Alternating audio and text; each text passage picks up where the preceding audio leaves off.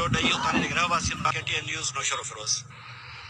नाज़रीन, मनड़ो में बरसात मुतासिरन जी वाहत न थी, मुतासिर बेयारो मददगार बणियल आहे। वधीक तफ़सील ॾिसूं था गुलाम मोहम्मद भट्टी जी रिपोर्ट। मनड़ो भरसा गोठ मोरी बचल पावर में मनड़ो यूसी जो कदीमी गोठ आहे, बरसातूं पियूं, बरसातन सबब ये गोठ तमाम घणो मुतासर थियो। काफ़ी घर इन गोठ में किरी पिया, काफ़ी डैमेज लगा पिया रहण जोगा न आहिनि।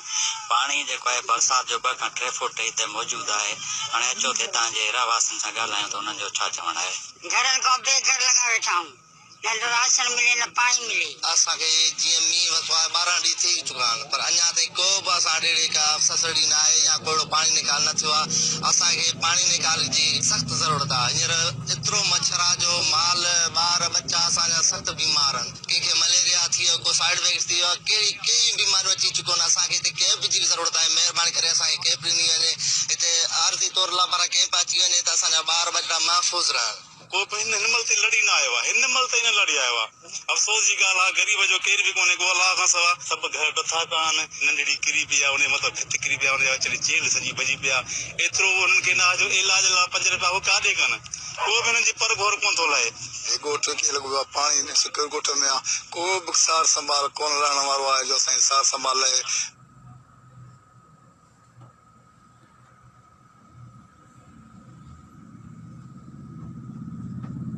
वञी वेठा आहियूं, घर ख़तम थी विया आहिनि, घर किरी पिया आहिनि, को संभाल वारो आहे कोन को।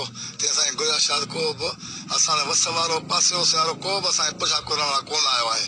तंहिं करे असां इतलाह कयूं त असांजी कुझु मदद थी वञे। नाज़रीन, जीअं तव्हां गोठ मौलवी मोहम्मद बचल पावर जे रहवासियुनि जा व्यूज़ ॿुधा, उन्हनि चयो त जेको ही बरसातूं पियूं आहिनि, बरसातनि में असांजो गोठ तमामु घणो डैमेज थियो आहे। काफ़ी घर किरी पिया आहिनि ऐं काफ़ी घर उहे इन्हनि खे ॾार पइजी आहिनि, रहण जोगा ई न आहिनि।